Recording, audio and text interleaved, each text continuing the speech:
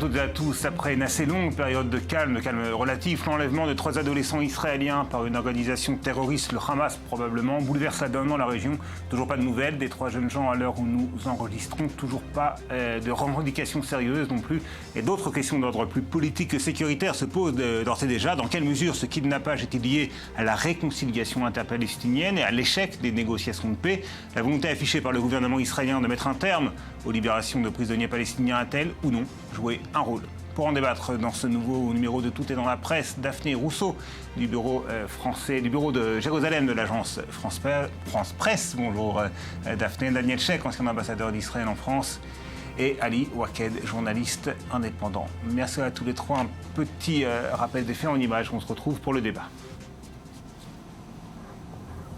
Jeudi 12 juin, 22h.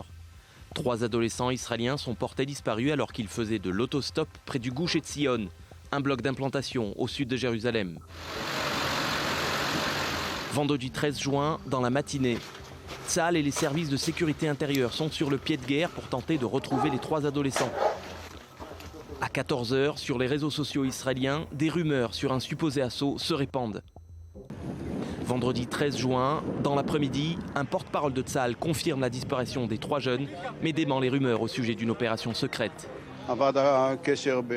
Nous avons perdu le contact dans la nuit avec 3 adolescents dans la région de Gush Etzion. Et depuis ce matin, nous sommes en opération pour tenter de retrouver leurs traces.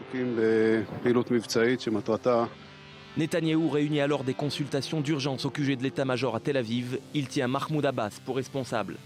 Israël tient le dirigeant de l'autorité palestinienne Mahmoud Abbas pour responsable de la sécurité et de la libération des 3 adolescents israéliens. Samedi 14 juin, à 8h, l'armée israélienne poursuit ses recherches et procède à une série d'arrestations en Cisjordanie. Dans l'après-midi, le ministre israélien de la Défense, Moshe Yaalon, émet comme hypothèse que les 3 adolescents sont toujours en vie. Samedi 14 juin, 15h, Tsahal publie les noms et âges des 3 adolescents disparus. Dans la soirée, dans une brève allocution télévisée, le Premier ministre Netanyahou affirme que les adolescents ont été enlevés par une organisation terroriste. Il n'y a aucun doute, ils ont été kidnappés par une organisation terroriste. Le dernier enlèvement d'un citoyen israélien remonte à 2006. Israël avait dû alors libérer plus de 1000 prisonniers palestiniens contre la relaxe du soldat Gilad Shalit. Et dernier développement en date, Binyamin Netanyahou, à l'heure où nous enregistrons, vient d'accuser nommément le Hamas d'être à l'origine de l'enlèvement de ces 3 adolescents. Ce qui nous mène, Daniel Sheikh, à ma première question. Binyamin Netanyahou n'a-t-il pas eu raison d'accuser Mahmoud Abbas et de pointer du doigt la réconciliation interpalestinienne et le message peut-être d'encouragement que cette réconciliation a porté au Hamas qui s'est senti peut-être les mains plus libres qu'auparavant? Ma réponse très honnête, c'est que je ne sais pas, puisque une accusation du Premier ministre n'est pas un fait qu'on peut prouver. C'est-à-dire il reste à voir qui est en effet derrière cet enlèvement. Imaginez qu'il n'a pas parlé à la légère en parlant du Hamas. Non, ce n'est pas du tout à la légère, mais même un discours politique, ça a un rôle dans une telle négociation, même publique. Je crois que on peut facilement comprendre pourquoi ça sert la position du gouvernement israélien d'accuser le Hamas. C'est peut-être vrai. Mais même si un groupe du Hamas est derrière l'enlèvement, le rapport direct avec la réconciliation entre l'autorité palestinienne, entre le Fatah et le Hamas, n'est pas tout à fait prouvé. Mais ce n'est pas un jeu non plus, ce n'est pas une cour, c'est-à-dire ce n'est pas un tribunal. Il ne faut pas, à ce stade-là, prouver des choses. Je pense que c'est le chemin que veut prendre le Premier ministre, l'accusation ou la responsabilité que fait porter le Premier ministre Netanyahou à Mahmoud Abbas est un discours politique. Je crois qu'il y a un certain degré de désinvolture dans ce genre d'accusation. Pourquoi de désinvolture? Parce que vous pouvez, évidemment, si c'était au Liban, et vous avez un gouvernement libanais souverain, entièrement souverain, Bien sûr qu'il est responsable de tout ce qui se passe dans son territoire. Mais jusqu'à nouvel ordre, on ne peut pas dire que le gouvernement palestinien sous la présidence de Mahmoud Abbas est un gouvernement entièrement souverain. Il n'a pas toutes les responsabilités. Techniquement, s'il vous plaît, l'enlèvement a eu lieu physiquement dans la zone C. C'est une zone... On peut imaginer que les ravisseurs venaient d'une zone autonome palestinienne. Ça, on ne le sait pas. C'est probable. Encore une fois, j'en suis pas sûr. Les Palestiniens, comme d'ailleurs l'opposition en Israël, pensent que M. Netanyahou est en train de faire une utilisation cynique de cette situation et que des enlèvements et que l'armée et les organisations de sécurité israéliennes ont découvert des cellules. Même avant la réconciliation, il y a des dizaines de Palestiniens qui ont été, au cours de l'année dernière, arrêtés par le Shabak. Oui, mais est-ce qu'il y a vraiment un hasard, une coïncidence dans le fait que peu de temps après cette réconciliation interpalestinienne et la constitution de ce gouvernement palestinien d'union, eh bien, une cellule du Hamas parvient à kidnapper 3 jeunes Israéliens. Est-ce que c'est vraiment un hasard? Les cellules du Hamas existaient toujours. C'est vrai que dans le cadre... les tentatives d'enlèvement ont existé avant. C'est juste le premier, malheureusement, qui a réussi, mais il y en a eu des dizaines. C'est vrai que dans le cadre de la réconciliation, Hamas et Fatah ont décidé d'arrêter les arrestations mutuelles les uns des autres, les membres du Fatah à Gaza et les membres du Hamas en Cisjordanie. C'est vrai que ça peut-être que le Hamas se sent les mains moins liées qu'auparavant, Daphné Rousseau. Ce qui est sûr, c'est que quelques jours avant cette tragique, ce kidnapping, il y avait des discussions. On sait que les derniers contacts, c'était Israël qui mettait la pression sur l'autorité palestinienne pour que, à défaut, dans ce gouvernement d'union, il y ait une pression qui soit mise sur les groupes qui sont incontrôlables dans la bande de Gaza, les groupes qui sont plus ou moins affiliés au Hamas, pour qu'ils soient mis au moins sous contrôle par les services de sécurité de l'autorité palestinienne, ce drama-là. Alors, est-ce que quelques jours après, un groupe prend l'initiative, c'est possible, prend l'initiative de ce kidnapping? Il y a peut-être effectivement un lien, avec ce calendrier. Maintenant, il ne faut pas exclure toute option. Par exemple, quelques jours après l'enlèvement de Gilad Shalit, on oublie, là dans le reportage, il y avait un enlèvement d'un jeune Israélien de Jérusalem trouvé à Ramallah. Et c'était un groupe affilié au Hamas qui a orchestré cet enlèvement, mais ceux qui ont contribué à l'enlèvement physique, c'était des policiers de l'autorité palestinienne. Donc, il ne faut pas exclure toute option. Le terrain, il est un peu mélangé. La frustration au fond de la grève de faim des prisonniers palestiniens nous laisse prendre en considération toutes les options, y compris qu'il y a une cellule du Fatah qui est responsable de cet enlèvement. Je ne vois pas pourquoi on exclut le Fatah. Là, dans ce cas-là, la responsabilité de Mahmoud Abbas serait encore plus engagé. Oui, mais on ne sait pas exactement comment, on ne sait pas si c'est le Hamas ou si c'est le djihad. Si le Premier ministre israélien accuse nommément le Hamas, il a sans doute de bonnes raisons de le faire. C'est sa stratégie de mettre tout dans le même panier. Depuis le début, il veut créer ce bloc un petit peu, politique, idéologique qui pourrait permettre d'appeler l'attention. Où il y a réconciliation interpalestinienne, il y a un seul panier. C'est la stratégie de Benjamin Netanyahou, effectivement, d'identifier toutes les factions palestiniennes désormais à la lettre, comme ça, dans un même panier. Est-ce que c'est la réalité sur le terrain? Je pense qu'on est presque tous d'accord pour dire que c'est beaucoup plus compliqué, effectivement. Deuxième question, un petit peu en sens inverse. Dans quelle mesure c'est une accusation qui a été lancée, notamment dans les médias israéliens, le fait que Benjamin Netanyahou, il y a quelques mois, lorsqu'il s'agissait de relancer les négociations de paix israélo-palestiniennes, a choisi l'option de la libération de détenus palestiniens plutôt que l'option du gel des constructions dans les implantations? Est-ce que ça n'a pas encouragé ce genre de pratique, ce genre de tentative? C'est une accusation qui a été portée notamment par l'ancien numéro 1 du Shabak, Yuval Diskin. Danishek.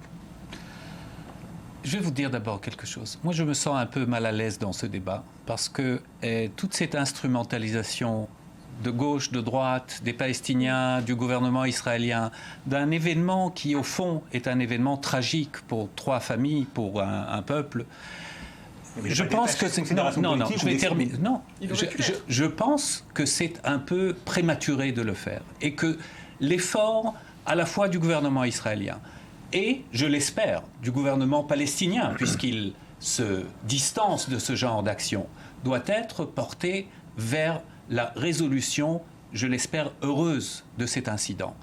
Et ne serait-ce que pour cette raison, j'ai un peu de mal à comprendre les déclarations du Premier ministre israélien, puisqu'il a tout intérêt à maintenir la coopération entre les services de sécurité israéliens et palestiniens, qui au dire des Israéliens, a toujours été fructueuse et très importante aujourd'hui. Et c'est peut-être là la grande différence entre l'incident Gilad Shalit et celui-là. À Gaza, il n'y avait pas de force de sécurité palestinienne pour aider les Israéliens. En Cisjordanie, ça existe et il faudrait plutôt les ménager. Mais Ali Wakad a tout de même précisé qu'il y avait moins d'arrestations de membres du Hamas par les forces de sécurité palestiniennes. Je n'ai pas dit qu'il y avait moins d'arrestations. J'ai dit que dans le cadre de l'accord Hamas-OLP, Hamas Autorité palestinienne, il y avait un point qui disait que les deux côtés, que les deux parties doivent arrêter les arrestations mutuelles. 1. 2. Il ne faut pas oublier que Benjamin Netanyahu, il y a quelques jours ou une ou 2 semaines, a décidé de couper toute relation avec l'autorité palestinienne. On se demande maintenant... Pas sur le point sécuritaire, justement. Pas sur le plan sécuritaire, mais vous ne pouvez pas choisir qu'est-ce que vous allez arrêter ou la motivation de l'autorité palestinienne. La motivation des membres de l'autorité palestinienne n'est pas celle qu'elle n'a été il y a quelques semaines. Et 3, un dernier point, l'autorité palestinienne, discrètement, même dans la zone C et dans la zone B, est en train de faire tout l'effort pour essayer d'arriver aux 3 jeunes Israéliens. 2 exemples tout de suite d'éditoriaux parus dans la presse israélienne à ce sujet récemment. D'abord dans le Haaretz, celui de Barak Ravi. Netanyahou se trouve actuellement dans l'arène qui l'affectionne le plus, celle de la diplomatie publique. Le Premier ministre qui vit de crise nationale tentera certainement d'exploiter cette nouvelle crise pour fustiger le gouvernement d'union palestinien. C'est à peu près ce que vous avez dit, Daniel Sheikh ? Oui, ce n'est pas ma faute que je ne suis pas seul à penser ce que je pense. Mais à nouveau, je crois que véritablement, moi je suis citoyen israélien, je me sens concerné par cette tragédie, ça me fait de la peine.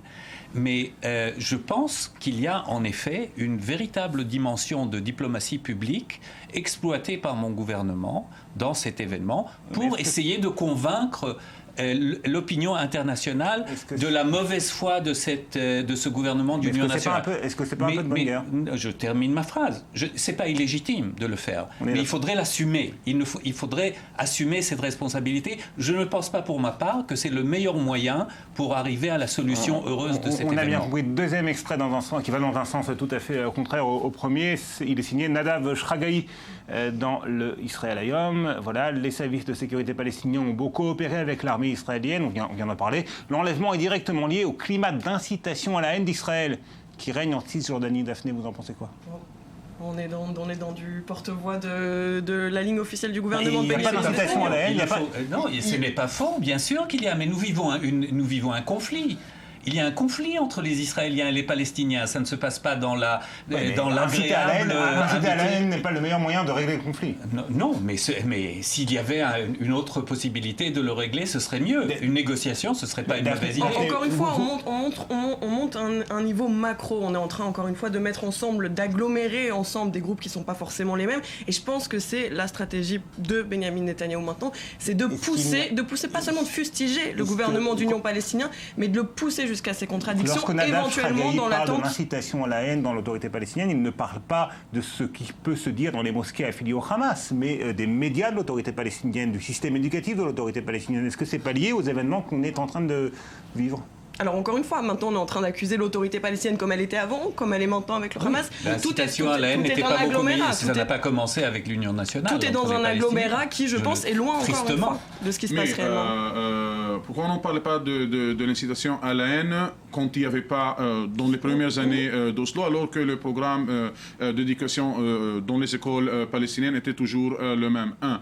2. C'est pas un secret qu'hier il y avait une bonne partie de la population palestinienne qui était assez satisfaite de cet enlèvement, espérant toute la population palestinienne. Non, je suis pas sûr que toute. Il y a les familles des prisonniers, il y a ceux qui sont autour des familles des prisonniers. Il y a des milliers de prisonniers palestiniens dans les prisons israéliennes. Et selon l'histoire, selon les statistiques, l'enlèvement des Israéliens, c'est le meilleur moyen de faire libérer les prisonniers. C'est un moyen légitime selon vous ? Pardon ? C'est un moyen légitime selon vous ?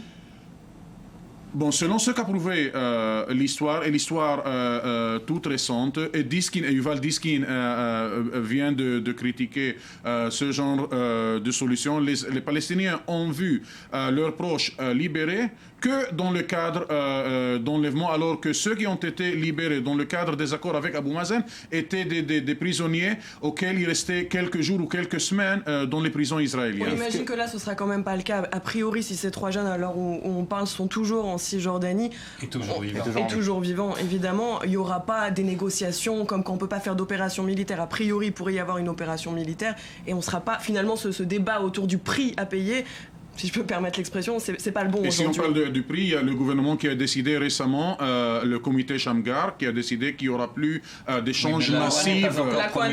La loi est retardée, c'est justement tout le problème. Mais justement, est-ce que la fermeté affichée par le gouvernement israélien et une partie de la coalition sur cette question des prisonniers, est-ce qu'elle va survivre à une éventuelle demande d'échange de prisonniers? C'est pas du tout sûr qu'il y aura peut-être une demande d'échange de prisonniers, mais encore une fois, je pense Merci Daphné, c'est la fin de l'émission. Merci Daphné, Daniel Sheikh et Ali Ouakane. Merci à tous les trois. Merci à vous de nous avoir suivis. On se retrouve la semaine prochaine à la même heure. D'ici là, vous savez ce qu'il vous reste à faire. Lire la presse en ligne et sur papier, elle existe encore. Et regardez iTunes4News, bien sûr, à la semaine prochaine.